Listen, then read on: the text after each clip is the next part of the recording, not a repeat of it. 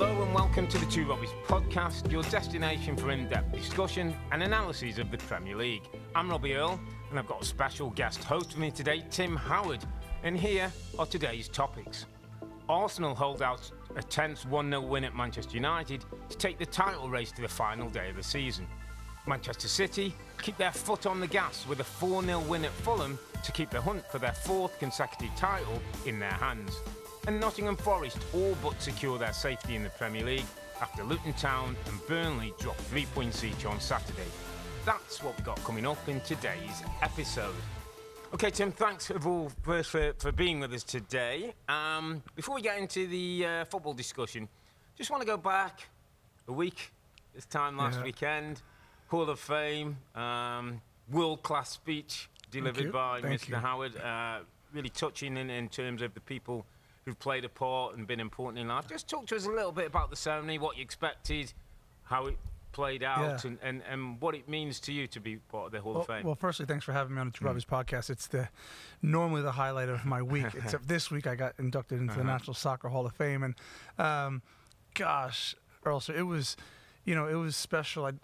When I was surprised with the announcement here during our show on NBC, I was nearly speechless and fighting back emotions because I was surprised at how incredible that felt. But when you put on such a big event like the National Soccer Hall of Fame does, and you get inducted, you think it's going to be amazing, and it far surpassed my expectations, which is a really special thing. I had about 30 family and friends, close family and friends there, mentors and coaches, and it was incredible. I was nervous because I wanted to honor them. Normally those type of things are special and you get honored, but in turn I wanted to try and give them their flowers, and hopefully I did that. And they felt loved because my journey, as you know, your football journey is nothing without the people that supported you through it. So I'm happy because to me it puts a cap on your career, and it's the end point. But what going into the Hall of Fame does is it actually allows your career to live on forever, and so I'm very, very lucky. Did it feel any different being in and not being in?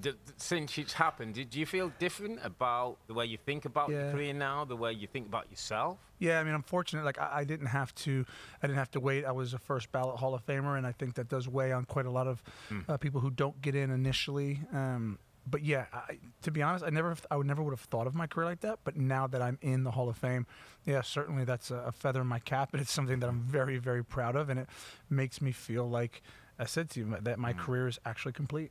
Yeah, congratulations, mate. Everybody here at NBC passed on their best, and as I say, if anybody's not heard his speech, go on to YouTube, and Tim Howard's Hall of Fame speech was world class. Let's talk about a big game that happened at Old Trafford today. It was the game that people said if Arsenal were going to trip up, maybe this would be it at Old Trafford. A place that their form wasn't great. Arsenal playing in super format at the moment, though, against the Manchester United team that just lost 4 against Palace. So, what do we take away in the end? Was it just more about Arsenal winning, getting the points, getting the job done, and taking this down to the last week, or should we read any more into maybe it wasn't the fluent Arsenal, maybe it wasn't the Arsenal who controlled the game in the manner we've expected, but they got the job done. Yeah, gosh, you and I did the game today together. They never looked like they were under pressure, right? So let me go back. I think it's about getting two results today and next Sunday, and hoping and praying for Arsenal's point of view that City slip up somewhere. Like that's all they can do. Job done today. They weren't great, but they were good enough. And I think when you look at this stage of the season, it wasn't as if there were goal line clearances and crossbars and magical saves by Raya and last-ditch efforts to keep the ball out. In the end, they were pretty comfortable. Like, they didn't have a ton of possession. I don't think they weren't fluid, right, in the attack. But ultimately, I think we watched the game. We saw the highlights. We analyzed it. We dissected it. They weren't under a ton of pressure, albeit they didn't play great. So, no, I wouldn't take too much from it. They got the 3 points, which is the biggest part of it. Back to the top of the table. Pressure onto City for Tuesday. Yeah, it was interesting because Bex asked me at the start of the day, like, what will a result here today mean in comparison to Arsenal? Where does it take them? And I said, last season. And I wasn't in love with the term bottling it because I didn't think they bottled it. I just didn't think they were ready. But this year, I feel there's a respect now for Arsenal. There's a maturity. There's a growth that we've seen from last year.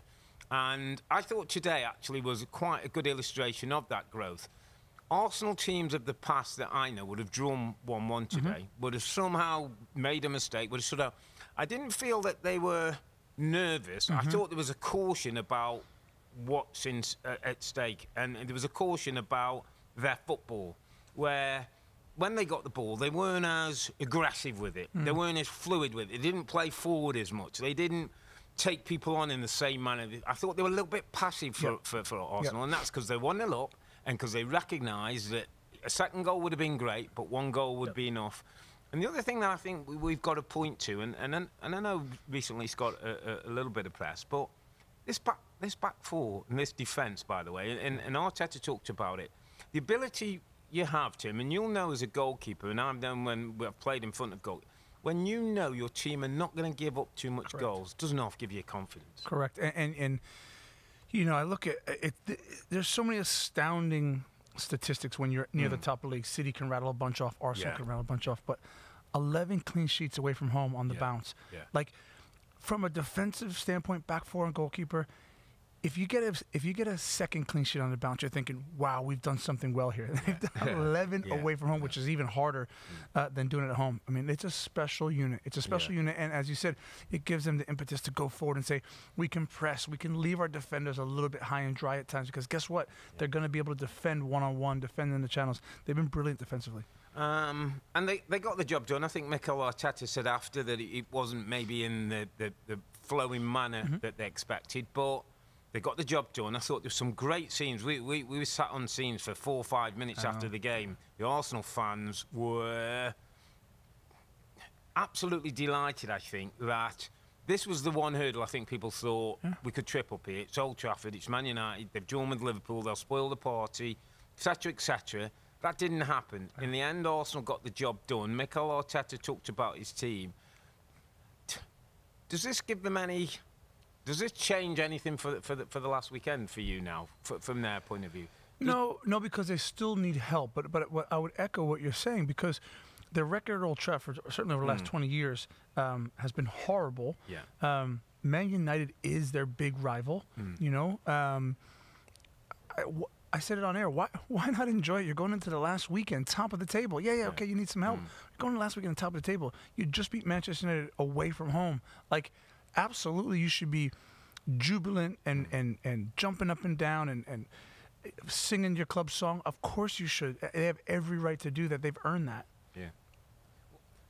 My sort of last point on, I want to talk a little bit about Arsenal, and Mikel Arteta, I think, deserves more credit than he's gone, because he got a lot of criticism last year about times the way he conducted himself, the way he had interviews. There was this week where apparently if they got a yellow card today, he wouldn't have been able for the last game. That was never in doubt, which is it's the maturity and the growth of him as a manager. When I was watching this game today, and didn't have his best game, but Thomas Partey being back in the team has loosened up Rice and Odegaard in a way that's brought another dimension to Arsenal. So I'll take that one. Then I'll say Leandro Trossard on the left-hand side of the pitch, with his 12 goals and his ability to find space and be part of the team, is a masterstroke to pay the money they did for Trossard. Kai Havertz eventually has found his place in this Arsenal team as a false nine, assisted again, 12 Premier League goals this season. This manager deserves a lot of credit for making some big calls that, if they didn't go right, Tim, the critics and the celebration police and everybody's back out for Mikel Arteta. The big calls that he's made, changing Raya for Ramsdale, the clean sheets and the defensive record, he deserves a lot of credit for some of those things. Yeah, I mean, brilliant point. I mean, I think Mikel Arteta deserves more than a ton of credit, because for what you said, he changed the goalkeeper. That goalkeeper won the Golden Glove, running away. Havertz, good player. Was there a good player in there? Yeah. Didn't really make it at one of your London rivals, but you go pluck him, and you have to improve him. You improved him. His numbers are nearly double from last year. Yeah, Rice, okay, big money, over 100 million, but there was no production with Declan Rice. I love him. He loves playing football. He'll tell you, I needed more production. 7 goals, 8 assists. 7 goals, 8 assists. Mikel Arteta brought that out of him. No one would have thought we like Trossard. I like Trossard, but Martinelli was fabulous last year. And you thought, Trossard's a good role player off the bench. No, he's not. He's a starter now with 12 goals. That is down to the manager solely. The one sort of other question I want to pose, and I think me and Mussy might have touched on it, but it's one of those little in my head thinking, okay, if Arsenal don't do it this year, and maybe there's talk of whether they do or not win the title, that they'll go and get a number 9. Osherman's been talked about, Isak's been talked about, Tony's been talked about. So, a number 9 who plays in the role as a centre forward for Arsenal Football Club. And in my head, I'm saying to myself, don't do it.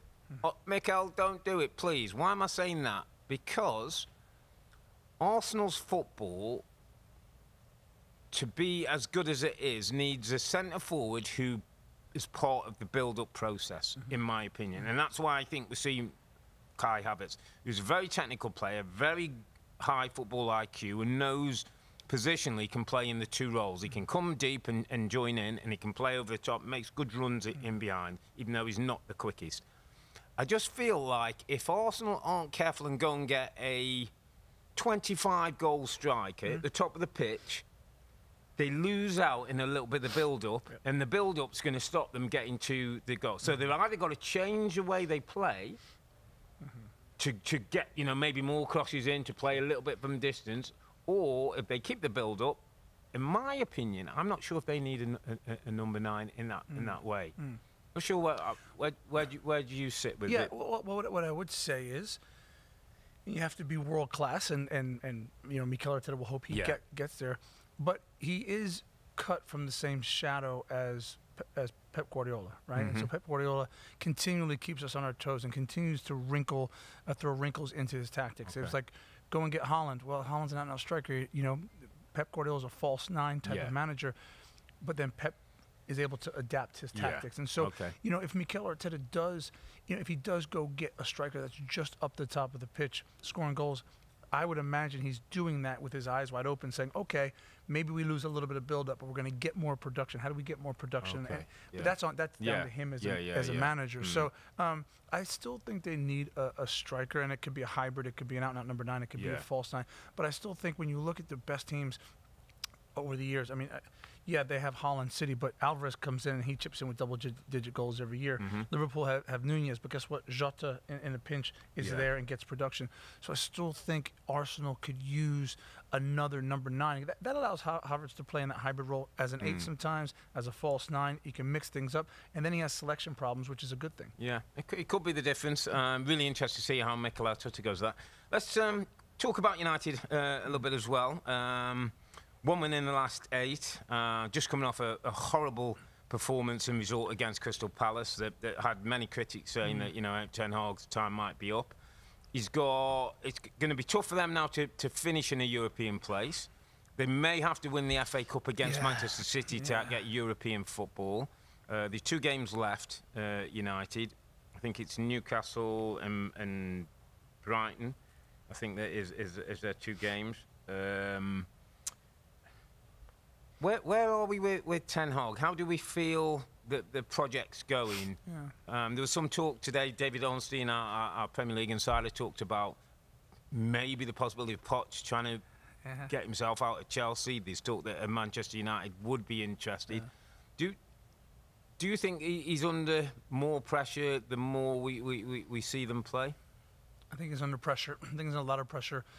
One, for the way they're playing. You talked about it on the show.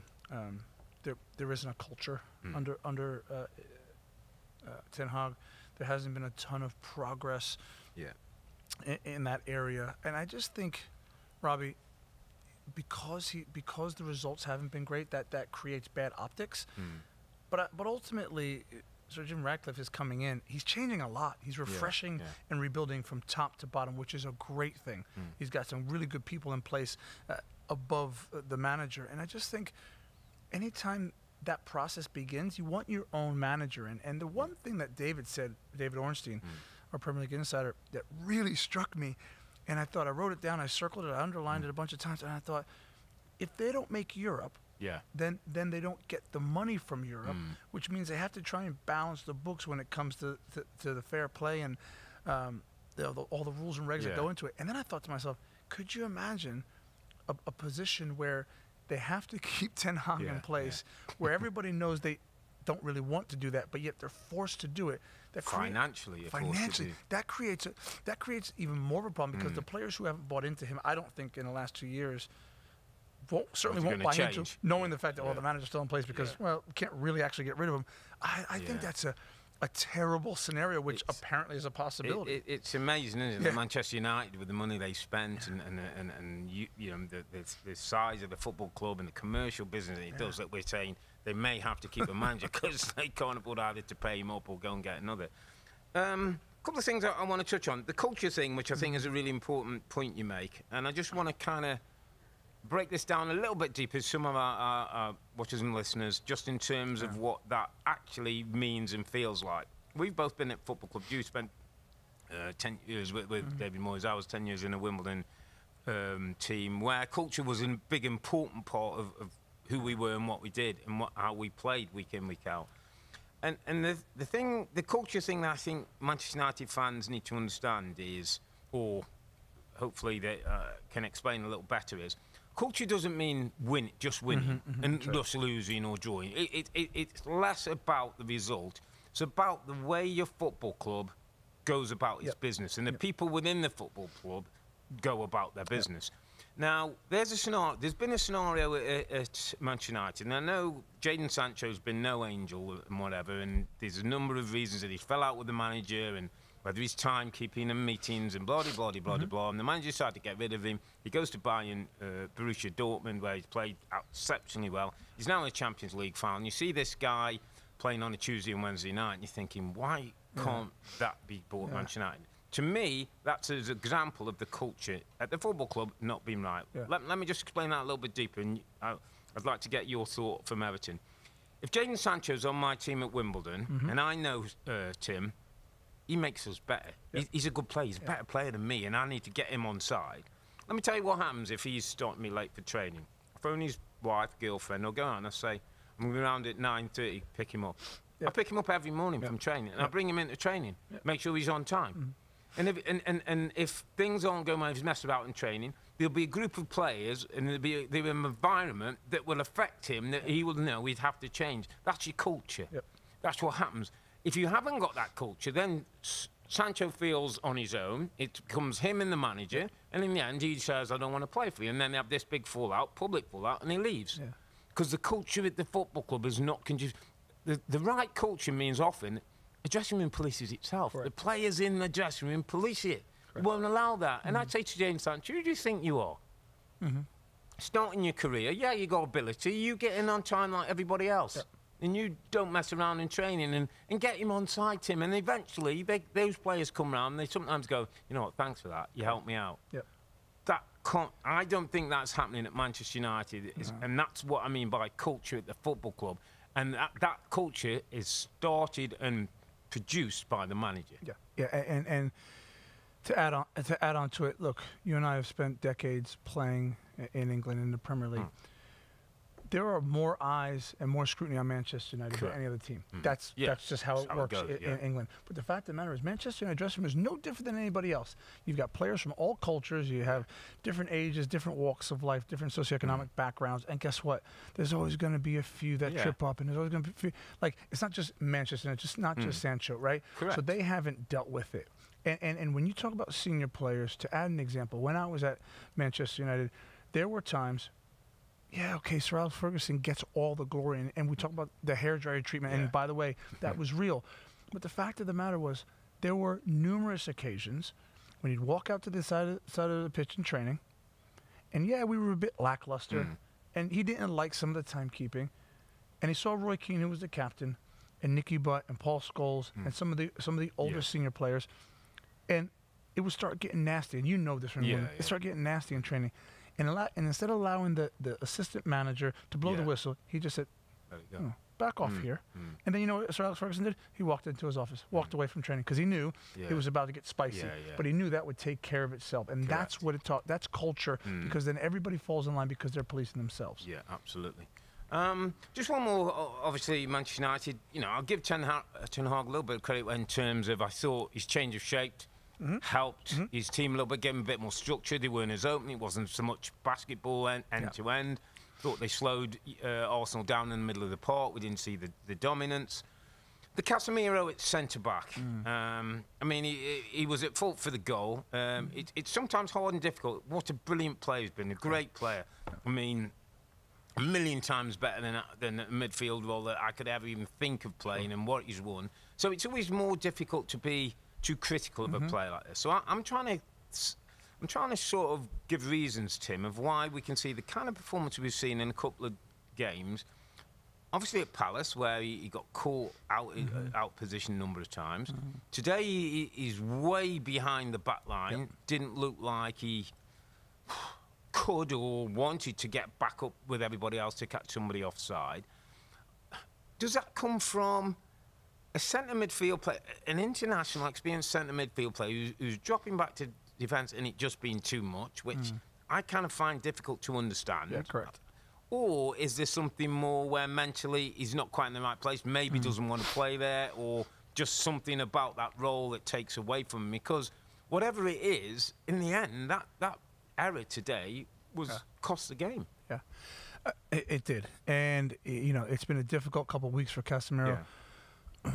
We can't let him off the hook because what I would say to you, and I would guess you would agree, if there's any two positions on the football pitch which have a natural progression, it's defensive midfielder to center half. It happens all the time. We see, I play with players who became slow of foot, couldn't do the running anymore. Guess where they put them? Right in the heart of defense because they could organize, they could head it, they could kick it. So I look at body language. That's a really important thing to me because I don't care if you've lost a step and you don't have the engine or the legs to get around. I could care less about that. But your body language and the way how animated you are and how much you orchestrate and conduct and talk and yell and put people in position, that wasn't happening either. So forget the running and all that. You're going to get caught out of position every now and again. That's normal. But I said to you on air, when he plays in the number 6 role, I see him checking his shoulder and pulling people along and getting people in the right position, which means he has it in his locker. So that has nothing to do with energy and legs and running. That has everything to do with being switched on, wanting to play the position. So I think, Robbie, something's going on that it doesn't quite seem right. Yes, he's playing out of position.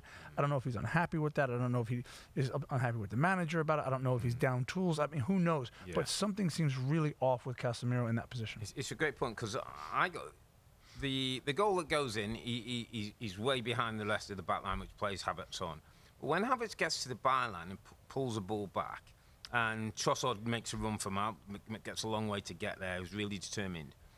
Casemiro doesn't do the job of a defensive midfield player, a centre-back, or even a centre-forward. The moment that situation arises, Tim, you're not a centre-back, a centre-midfielder. You have no position there, and your job is to block the ball. If you're a centre-forward and you're back in the box, you block the ball. So for somebody who's made a career and an international career and won at the highest level, denying those opportunities, why did he not make that 2 or 3 yard run to stop that ball coming across? Well, that's the conundrum when I watched that back over and over again, and I know you've played in the middle of the park. You've at times had to get into the center back position and play that in your career, and I just think this is case in point. He wasn't able to get up or didn't have the energy to get up to the line, right? So he's deep. He keeps Havertz on side. He's still the last man, so ultimately he should be in the best position to block the cross. And even then, he doesn't slide. He doesn't make a movement to stop the cross. He's just kind of there. And so that's when I say I just think something's off. And you know, if that's you and I, and I'm in goal, I'm screaming to you, Robbie, slide, get back. And I know for certain, you get down, you do it, you slide, whether you block the cross or not, I might miss it. Doesn't matter. But there's something not quite right. And listen, fair play. I get it. Maybe it's a long season and he's out of energy in his legs and he can't do it. And I don't know. I'm giving him a lot of outs and excuses, but something seems off. Well, something was off with Manchester United again, although it was only a 1-0 defeat, and the manager said, well, you know, you're not happy with that, but maybe that's the way standards have fallen at Manchester United. kind of content with the 1-0 defeat against Arsenal at home. Despite having some possession, didn't really create that many great goal-scoring chances. Let's go to the game. It was at Craven Cottage on Saturday. It was Manchester City playing first. Again, people wondering whether this might be a little hurdle for Manchester City. A Fulham team that were well relaxed. I think we'd all seen the pictures on social media of the Fulham players flying kites this week, and people wondering whether that was a good or bad thing for Arsenal and for the title race. Didn't matter what they were flying, mate. It was actually Manchester City that were flying. 4-0 victory, as cool, composed and destructive as you'd like from City. It doesn't feel as though the twist is going to come that people are hoping for. No, let me say, I'd be desperate for a day off to fly kites instead of diving around in the rain and the mud. It doesn't, but, you know, and I've said this a couple of times. Tottenham are strange and tricky and fun, and they just play in really odd ways. You know, I think at the weekend, Mickey van de Ven is up front. He gets the ball. He's a center back. He's one of the best center backs in the league, and he gets the ball up front, and he twists his hips and swivels and slots up home. You're thinking, this is the number 9. No, wait a minute. It's their center half. And so, you know, Ange ball and the way Postecoglou wants his team to play, they're tricky. They flood numbers forward. Yes, they're going to concede, but they're going to score. I think there's going to be goals in the game. City, they play a high line. I mean, talk about two teams that play a high line. They're going to squeeze the pitch at every opportunity. And I think we know City can be gotten at because the fullbacks fly forward. There are opportunities, and they'll take advantage of that because they outnumber you in the middle of the park. And tell you what, very few teams can outnumber City in the middle of the park because that's what City do to other teams. And it's going to be fascinating. There'll be goals in it, and I keep saying when there's goals in a game of this magnitude, there is a possibility of points being dropped. You're spot on in terms of where you go with that, because I'm kind of thinking in my head, 4-2. 4-2 could be to either side, by the way. It could be 4-2 Spurs, who just have a day and the attacking and the defence is not great. Or it could easily and more likely be 4-2 Man City, who dominate the game and then maybe drop off and Spurs get a couple of goals back, you know, coming back into game. You just don't know. But what I would say is everything I see about City, everything I see about Pep, everything I see about the group of players tells me that they're not gonna drop points here. You're kind of so impressed. When I look at this City team, and I've said it a couple of times on the podcast, and I'm going to say it again, that it's the one team that's not based on any individual. And I put Haaland in there. Sure. I put Foden in there. I put De Bruyne in there. As great as they are, this team doesn't rely on them. If they aren't playing, this team still finds another way of winning. Alvarez plays instead of Haaland. You know, somebody comes in for Bernardo Silva, takes up Foden's role. You know, Gvardiol's having a moment. A left-sided centre-back who's playing left-back, who's now scoring like Mo Salah's on the wing. It's just incredible for not huge money. I mean, he was available for everybody out there. Manchester City get him. Apparently, he trains like an absolute beast. His dedication. Pep talked about him after the game. And it's that non-reliance on any individual that makes this team different and better than most we've seen. And we are getting to the stage of the best Premier League, the best team in the Premier League ever. And I know that the cloud with the financial, and when the time's right to talk about that, we will talk about it and we'll discuss it. But right now, in terms of the football, this team, I've not known, and we, as you say, listen, we had 10 years in the Premier League against, you know, the great Arsenal teams, the great United teams, sort of Chelsea teams and things. And I've never known a team dominate, control matches in the way that this team do. Yeah, I mean, look, in layman's terms, to paint a really obvious picture for our listeners, we get the team sheets as soon as they come out, right? So before they get presented to the public, we see the team sheets. And any other team outside of Manchester City, any other team, Arsenal getting to the stage where that's not the case, but any other team, if it's not their best 11, we say, ooh, so-and-so's in at fullback, or left fullback. That's a weakness they could be gotten at. The team sheet comes out for Manchester City. If Haaland's playing, great, they have a chance. If Alvarez is up there in the false nine instead, We still think they're going to win. Yeah. We never know what center back partnership's going to play, right? We never. If for Arsenal, Gabriel and Saliba aren't playing, we're thinking there's a danger there. It could be Diaz, it could be Stones, it could be Ake, it could be Akanji, it could be Rodri back there. Rodri. Doesn't matter. Yeah. We always say this is a City team that is strong as it could be, and no other team in the Premier League can do that. And so like they go from strength to strength, and it's such a luxury to be able to implement players into starting line. Not like, oh, this guy's a little bit older and he might not be able to get about. No matter what team they play, it's the strongest team. It's incredible. I heard Pep was asked about, do your team feel the pressure and with the games, and he said, we enjoy the pressure. We take the pressure as a privilege. Yeah. And the drive in this group and the hunger, I keep going back to that. We're talking about 4 straight Premier League titles, mate. We're talking about something that's never been done in top flight English football. Talk about money. Talk about whatever you want. Just the drive and the hunger for a group of winners who wouldn't just come off the treble, by the way, and to go into this 38-game season where you come against everything. You'll come across a direct play. You'll come across a Spurs high line. You come across a Brighton team who are going to be. You've got all the challenges in the toughest league in the world, and this group just keep on putting these winning runs together that blow the rest of the competition away. I mean, it's incredible. Well, I think. Look, the players are world class. There's no questioning that.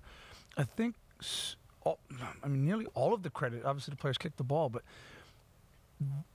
City's biggest opponent is complacency. As you said, the treble winners, the 3-time winners, going for the 4th Premier League title.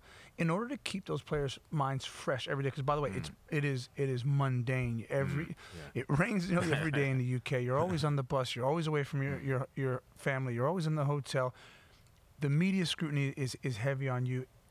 In order to keep those players fresh and hungry every single day, year in, year out, and that's down to the manager. That's how he operate. You talk about culture that Manchester United don't have. Manchester City have it, and Pep Guardiola is incessant on trying to make sure his players are right. I mean, I love it. It's not even about the way they train. Some of it is, but it's about body language. He talks about how they are in the canteen, how they are around a hotel. What's their body language like? That oftentimes gets you in the team. Yeah, absolutely. We've got the big question for the weekend. One of two win the title, Manchester City or Arsenal. Which would be the bigger achievement? Arsenal winning it for the first time in 20 years, or Man City going 4 back-to-back Premier League titles? It's a hard question, but it's an obvious answer. I think brilliant what Arsenal are doing. I mean, really brilliant, and they're fighting, and whether they get there or not, they've done the business, and they're gonna be there for years to come. But I mean, it's impossible, nearly impossible to win 4 Premier League titles.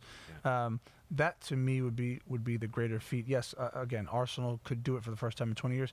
That would be magnificent. But I think you can't touch the fact that this team, this Manchester City team, is going for 4 in a row.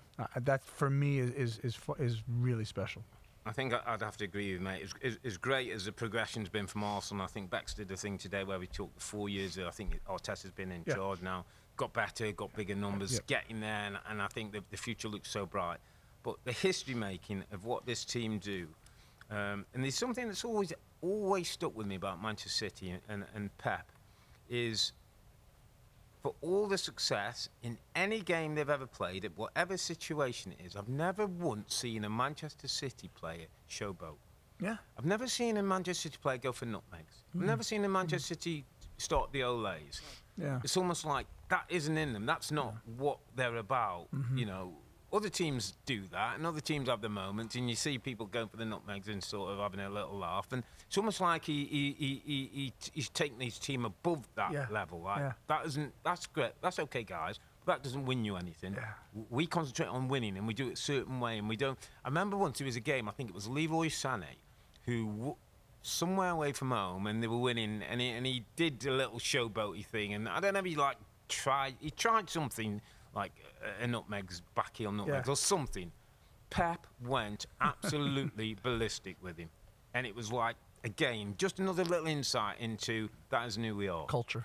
And the culture and the history making. And so that's why, for me, 4 straight top flight titles would be, as good as Arsenal have been and as great as the story would be after the 20 years, Manchester City in 4 would stand above that for me. So let's see. We've got a great week, another great 7 days. Obviously, City got to play Spurs. Let's see if they can get over that one, and then their last game at home, last game of the season, gives them a chance to maybe take it all. Let's go down to the other end of the table, mate. There's some discussions, and it's been a pretty detailed week down at relegation, where we've seen one, almost two now, of the other. Sheffield United, we knew were down. Burnley got beat by Tottenham, and they've gone. And Luton lost 3-1 to West Ham, and now need an absolute miracle if they're going to stay up. Let's start the conversation at Nottingham Forest played Chelsea in a game where if Forest won, they knew they'd be safe to go up. They actually went 2-1 up at one stage, looked like they might go on and win the game. And then Chelsea, in fairness, who've been in great form since the turn of the year, I think it's only the top three got more points than Chelsea. Got goals through Sterling and Nicholas Jackson in the end, 80 and 82 minutes to take it 3-2 in the end. Forest done enough in the end, and obviously the points deduction, kind of enough for them to see themselves back in it again. Yeah, I mean, I think the goal difference and the scenario that needs to happen in order for them to go down and for Luton to stay up, I can't see it happening. 12 goals, and win. So they're not, they'll be safe, but they got to sort themselves out. I think there's some good players there. Whether Nuno's the right manager or not, I think it's 5 a big call, isn't it? 5 wins in 20. And look, I know the points deduction hasn't helped, and all the referee incidents with Marinakis and all that. It's not helped, but ultimately on the football pitch, 5 wins in 20 isn't great. But what I would say is, it's as you know, brilliantly historic football club. They are spending the money. They just need to settle down. Like, there's so many comings and going. There's so much stuff coming out of noise, noise, but not football noise, just other things. And the fans are brilliant. They're absolutely brilliant. I mean, they saw them over the line last year. They'll do it again this year. And what a place to play at the City Ground. Like, they need to just settle in and understand that it's a privilege to be in the Premier League and stop all the rest of it. Yeah, and you just feel with Forest, because as you say, it's a brilliant football club, and back in the day they were part of the Premier League when certainly I was playing at the start of my career. You just feel as though they now need to start taking the next steps. They need to be 14th, 15th next season, and getting towards, having a look towards the top 10, and then starting to build, as we've seen Brighton, as we've seen Villa do, as we've seen teams who've come into the league, and Bournemouth look like they're doing now, and Wolves, kind of feel like Forest have to get on that route now, and whether Nuno's the right guy. I heard Marinakis saying that he's ambitious with his football club. Olympiacos has obviously got to a European final for him in the other club that he owns, but he's got big ambitions for Forest, and it's a proper football club who can hold its own in the top 10 of the Premier League. So, and look, I'm not being overcritical of Forest, because I tend to agree with you. Like, stick in the Premier League, stay at it, stay in the Premier League. Year in, year out. Get that money coming in. Get that money coming in. Solidify yourselves as a Premier League club. Great. Leeds wasn't able to do that as an example. They went back down. And if you're only just staying in the Premier League for a couple of years, fine. But as you said, now we need to see the progression. You're going to do it again. Let's see the progression and start to climb that table. Look, words for Chelsea. We say their form's been excellent since the turn of the year. Another win for Pochettino. I mean, all the noise coming out was the Pochettino presser this week, where he talked about, is he happy to stay there rather than whether they'd be happy with him? Insider David Ornstein said it was, maybe a little word to the ownership group in terms of how the club's been run. He wants a little bit more ownership. I thought it was a bit of a power grab, a little bit of a like, okay, I'm an elite manager and I want to have a say in what's been done and how it's been developed. Talk about even if he was allowed to leave or they sacked him, that Manchester United would maybe jump in, and he's more the profile of the manager they want. How do you see this one playing out between now and the end of the season, and an interesting summer that's going to happen at Stamford Bridge? Yeah, I mean, I can't speak for you, but maybe it was a power grab. I've never seen it. I've never seen a manager say, "Oh, I'm under pressure. Hang on a minute. Maybe I don't want to be here," which is amazing. I think the world of Pochettino as a manager. He's a gentleman. I think the team, look, in a way, Chelsea was messy for a while. They had so many players coming in, new ownership. They had to kind of figure out which players need to get out the door and which players need to stay. Chopped and changed managers quite a few times. Pochettino's the right manager for it. They're a good team. They're playing really well in terms of the turn of the year. Look, Cole Palmer's become the focal point of that team. They're getting good performances from players. You're starting to see the team take shape, and they haven't had an identity for under Pochettino. But this again, like I said about Forest, ironically, like they need to settle in too. Like allow Poch to start having more say in terms of players that come to the door, recruitment. Now, look, Chelsea ownership might not want that, and that's where there could be some butting heads. But we'll see. I'd be shocked, to be honest. I could see him going, but I'd be shocked. I mean, how you could let such a good manager go. This team's starting to take shape, and I think it will do as they get more players out the door and new ones in. I'd agree. I think you've got an elite manager. There's not that many of them around at this moment, and certainly untried in the Premier League. I thought the timing was interesting, Tim. For me, I thought he's probably done it in a position of strength. You're on a bit of form. You can start to see things possibly taking shape. Everybody's 12 months on from where they started at the beginning of the season. He's got a few players maybe who he's made his mind up now. Totally. I think he needs a couple of 25, 26-year-old players with a little bit of experience who can just help some of these kids along. Going to have to make big calls on Gallagher's and, with PSR, homegrown talents, Chalobah. Are they the players that you go with, or do you end up selling them to get, to get the money to free up? So some huge decisions this summer. I just thought it was a power grab at the right time when he was in a position of strength, when maybe he knows other people are interested in these opportunities out there. But I'd be absolutely, and nothing ever surprises you in football, but I'd be absolutely astonished if Chelsea allow Pochettino to leave and go. But this is football, this is Premier League, and Chelsea have been Chelsea in the past. Let's go to London Stadium. West Ham face Luton, a Luton team that needed to win to have any realistic chance of staying in the league, and did go 1-0 up. Lokonga with a goal 6 minutes into the game and led at half-time. And you're wondering, on David Moyes' last home game for West Ham, obviously they wanted to give him the great send-off for all that he's done there. But at 1-0 at half-time, it wasn't looking that way. And then goals from Ward-Prowse, Souček and George Erty. Great to see young kid George Erty, who got taken off recently when he came on as a young kid for his debut and scored a lovely goal that was well celebrated in the end.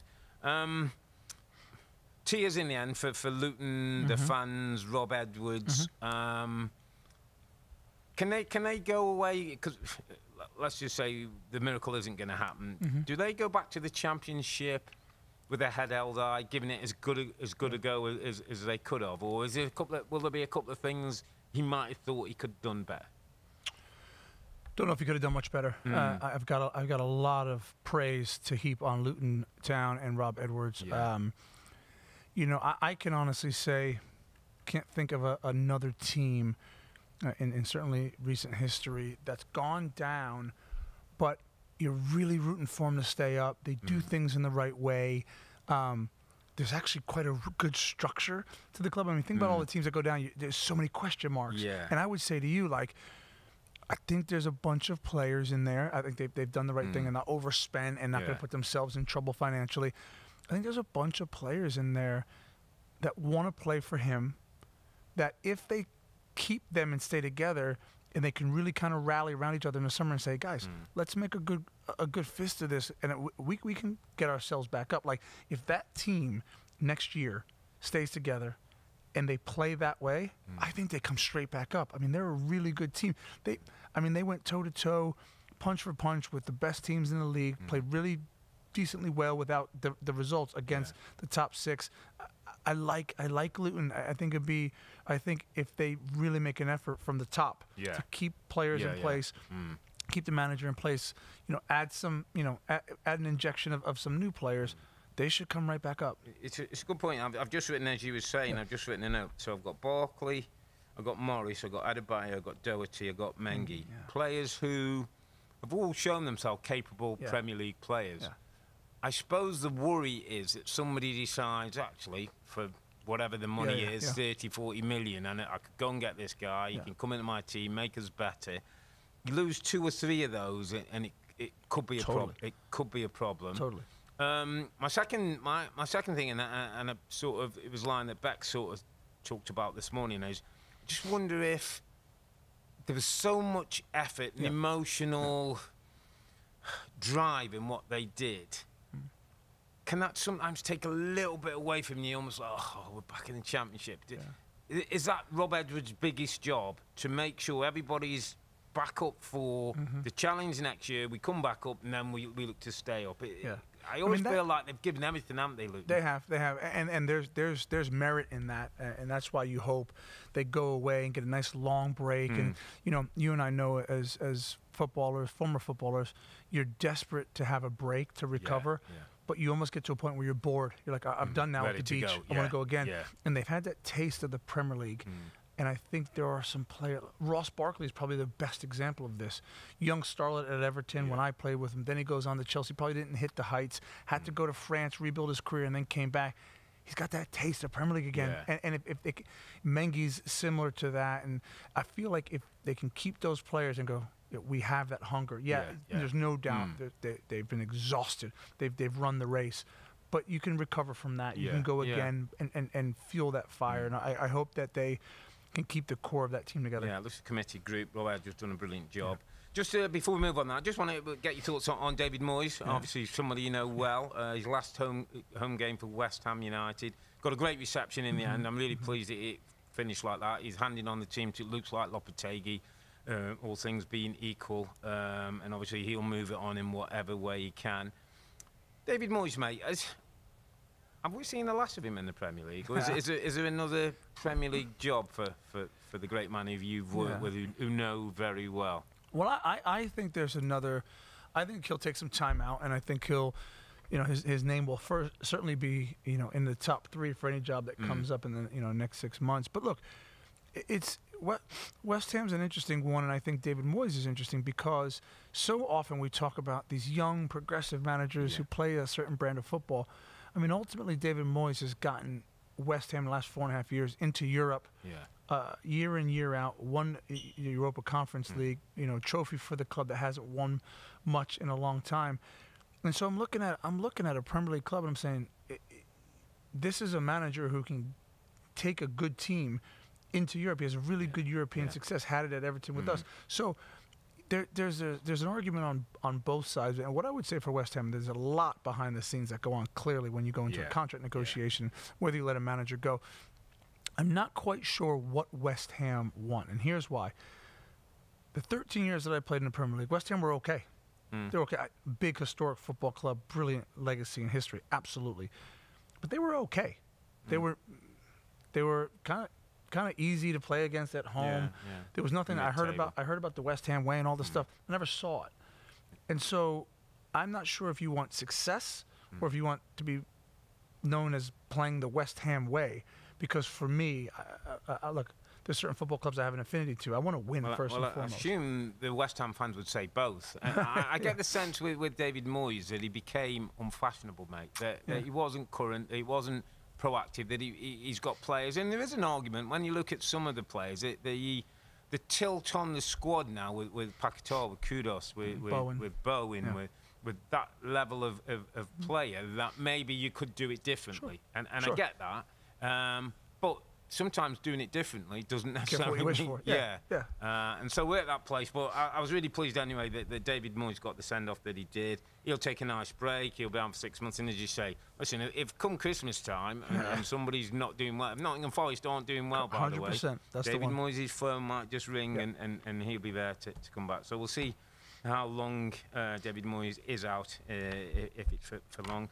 Let's go to Tottenham Hotspur Stadium, where Tottenham faced Burnley, a Burnley team again who desperately needed to win and went 1-0 up at this game. Brun Larsen with the goal, Pedro Porro with a stunning equaliser, and then Mickey van der Ven.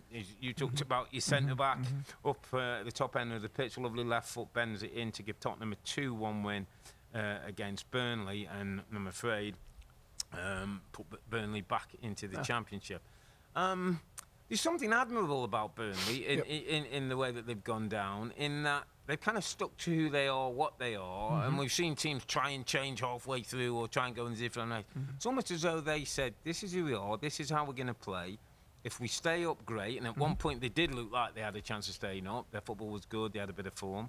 And if we go down, we'll go down. We'll hold our heads. We you know, financially, we're in a better place. And we've got a good manager. And we'll come back again. Yeah. Kind of feels that way to me. Admirable and yet highly critical, right? Like, there's such a balance of how do you play versus overspending. And I think what they did last season was they came up through the championship, and as you know, they had a lot of loans, and then they couldn't re-sign those loans because the fee was too much. So that financially they'd done all the right things. They play the right way. They have earmarked Vincent Kompany as the right manager to play that way and lead that football club, and I think that's great. I also think because of that and because of the culture that they've created within their team, they do have an opportunity and to bounce straight back up, right? But the worry is, do they have to then dip back into the loan market at such a heavy rate, and then you keep this yo-yo going? That's the worry. But I do think they have a nice little blueprint under Vincent Kompany to get themselves back in the Premier League. And they've got some decent players, and I know the ownership group there, who's led by Alan Pace, who I know well, who's very solid, straight guy who who talked to Vincent Kompany. I hope they can hang on to their talents. They've got some good players there: Foster, Odebear, bunch of midfield players, like the fullback who they bought in. But as you say, it's about getting the balance right between getting enough loans that can help you move on, but making sure you got players who can stay with you if you do get back up again. And I've loved the Vincent Kompany way, and I saw a lovely line where he said today, tomorrow is the start of our success again. Almost like, okay, that was the end of Premier League, we'll shut that, and now we start back on the Championship and be successful. They came up with champions last time, I think over 100 points, I think it was last time they came. And you get, I don't know, I just get the sense with Burnley, like, they've accepted it. That's okay. Totally. Now we'll accept going back to Championship. We'll show you again what we can do, and then hopefully be back there. I think they're the most likely of the three teams to come back up. I just think the way they are, the way the club is, the Vincent Kompany kind of calmer, and he doesn't get too carried away. He doesn't kind of shout and scream and throw around. Listen, they've had some bad decisions over the course of most of the teams I've down there, but got the job done. So yeah, it looks like Luton Town and Burnley will be joining Sheffield United down in the Championship. Okay, mate, just quickly, let's go through the other results. It was Newcastle 1, Brighton 1. Newcastle went 1 down to Veltman Longstaff. Getting with a couple of important goals comes with an equaliser. Wolves 1, Crystal Palace 3. I mean, this Crystal Palace thing is becoming a bit of a story, mate, isn't it? Glasner. Goals from Mateta, Elise and Eze. Elise again, goal and an assist. He's special. Incredible player. I mean, he's special. Holding on to him might be a bit of a problem for Palace, I think. Be tough, but the Glasner thing as well. Look, holding on to Elise and Eze will be a master stroke. But the Glasner thing is like, this is the example of a manager coming into a football club, right, who's been scouted and the recruitment's been right, coming into a football club and can change it quickly. Now, look, they didn't shoot to the top of the table, but you see signs that there's a new program, there's a new manager, and they are going places. And it's players who you've looked at 6 months ago and gone, not really sure. Mateta is a perfect example. You set him up with the right system, with the players underneath him. It's a 3-4-3. They get forward, and they cause people problem. He's done a brilliant job here. Was it talk that Glasner was being linked to Bayern Munich, by the way? I know that won't go down with a certain ladyship who sits on our seats, but we'll see how that all plays out. Bournemouth 1, Brentford 2. Brentford and Bournemouth getting, and Wissa getting the goals. Solanke, who had a couple of goals disallowed, I think, in that game, actually. One maybe a little harshly. And Everton 1, Sheffield United 0. So Sheffield United end up going back to the Championship. 101 goals they've conceded this year. I mean, just don't give yourself a chance, do you, with that kind of defensive record. Listen, mate, thanks so much for joining me. Always a pleasure. Some great insights, and that's it for this weekend. As Arsenal win at Old Trafford, that means we go down to Championship Sunday with the title still undecided. And at the bottom, Burnley follow Sheffield United back to the Championship, and it looks like Luton need a miracle if they're going to survive too. We'll be back next weekend, and we're going to actually be in the UK, so we'll put a bow on the 2023-24 season and see whether it's Arsenal or Man City that win the title. But for now, I'm Earl. He's been Howard, together with Tim and Robbie. Thanks for listening. Thanks for watching and listening. Be safe, stay healthy. It's a good night from me. It's a good night from him. Good night.